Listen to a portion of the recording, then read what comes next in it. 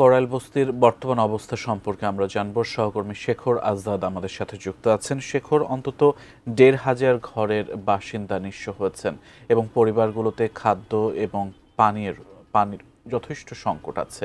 স্বাভাবিক জীবনে ফিরতে একটা বড় চ্যালেঞ্জ। সবকিছু মিলিয়ে আপনার কাছ থেকে বর্তমান পরিস্থিতি জানতে চাই। আগুন লাগার ঘটনা প্রায় ২৪ ঘন্টা পার হয়েছে। আমরা আজকে সারাদিন দেখলাম যে এই যে ঘুরে দাঁড়ানো, এই যে এত বড় একটা দুর্যোগ, যেখানে দীর্ঘ ৫ ঘন্টার আগুনে প্রায় ১৫০০ ঘরবাড়ি পুড়ে একদম ছারখার হয়ে গেছে।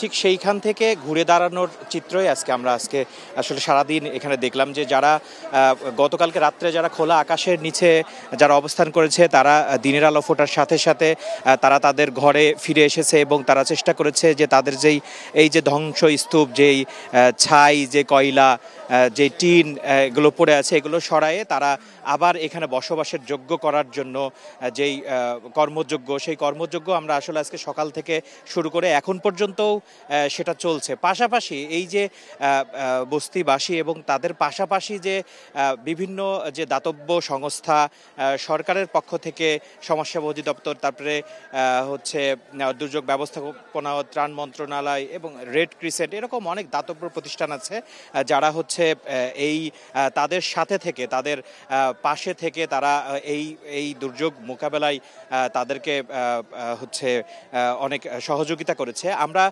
একজনের সাথে কথা বলতে চাই যে সমাজসেবা অধিদপ্তরের পক্ষ থেকে যেই কর্মসূচিগুলো নেওয়া হয়েছে। আমাদের সাথে একজন আছেন সমাজকর্মী তানিম ভাই। আপনারা কিভাবে আসলে এখানে এদের পাশে দাঁড়াচ্ছেন?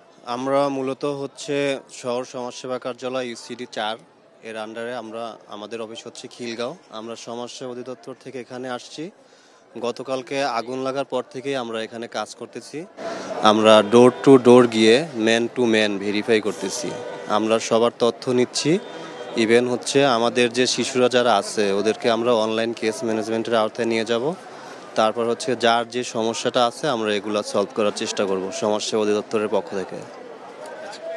আচ্ছা, যেমনটি শুনছিলেন জনাব তানিমের কাছ থেকে, যে সমাজসেবা অধিদপ্তরের পক্ষ থেকে তারা যে উদ্যোগগুলো নিয়েছে সেই উদ্যোগগুলোর কথা বলেছে। এরকম আরও অনেকগুলো সংগঠন আমরা লক্ষ্য করেছি যে এই যে খাবারের ব্যবস্থা। আপনারা জানেন যে এইখানে সবচেয়ে বড় যে সমস্যাটা হয়েছিল যে দুর্যোগ পরবর্তী অবস্থায় যে খাবার পানি এবং খাবারের যে স্বল্পতা, আমরা দেখেছি বিভিন্ন রাজনৈতিক দল, বিভিন্ন সংগঠনের পক্ষ থেকে এবং হচ্ছে কেউ ব্যক্তিগত উদ্যোগেও আমরা অনেককে দেখেছি যে তারা ঘাড়ে করে খাবার নিয়ে এসে এখানে খাবার পরিবেশন করছে। তো এই সব মিলিয়ে হচ্ছে এই কর্মযজ্ঞ চলছে এবং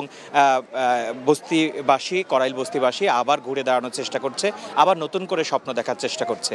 এই ছিল আমার কাছে করাইল বস্তি থেকে।